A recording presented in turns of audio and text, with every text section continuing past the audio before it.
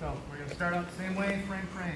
Reason being, I never want to be on my back, right? Anytime I am flat on my back, I have to deal with getting my back off the ground before I can do much for defense, right? So especially if he's got an underhook here and I can't get my frames, then I can still use this butterfly hook, but it's going to be a lot more work, right? And he's going to have a lot more options to smush my knee, right? Try to switch my hips, a lot of other options. Yep, try to slide by, so I'm not nearly in as positive a position. So if I know he's going to pass my guard anyway, I might as well get those frames and lock my half guard up here.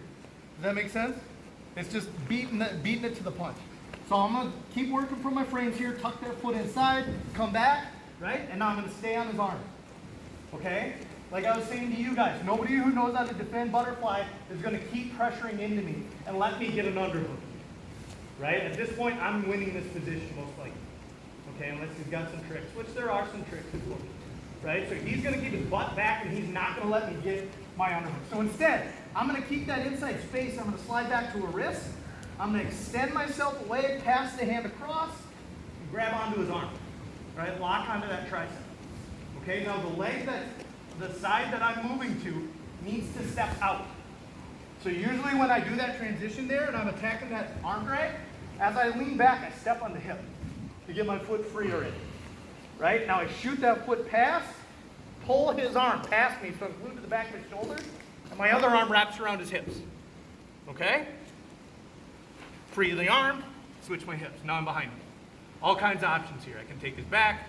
I can go into a couple of different attacks. You got lots of things we can do to people.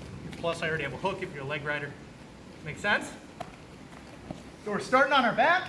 You'll notice I never lost that inside hook. The only time it even started to disconnect was when I went to butterfly and it went right back in afterwards. Right? So I frame, get to my butterfly. I'm already looking to control this hand. Step, grip, pass it across. Same side, pass it. Opposite hand. Behind the tricep, the higher the better. Okay? I extend back and then I use that as a slingshot to pull myself passing around him. Get that arm free, then I can start switching my hips. And we got, like I said, a bunch of attacks from here. Are you keeping your leg on his hip first to keep the separation, or what is it for? Yes. Yeah. Yep. Keep that separation, keep him from driving into me, flattening me out. Once I get to seated, I don't want to go back to my back. Okay, unless I'm trying to attack something, I want to stay up here where I can attack. Now, if he comes into me and I can swim an underhook, that's a little different. Now I'm okay going to my back, using my legs to get him off balance, then I can start sweeping. Yes? Mm-hmm. Questions? So, starting in that same position, use your butterfly, or we call it a jailbreak, your butterfly hook to get back to butterfly. Extend away, control the wrist, pass it across, grab that tricep, pull him by. It's called an arm drag. 1, 2, 3.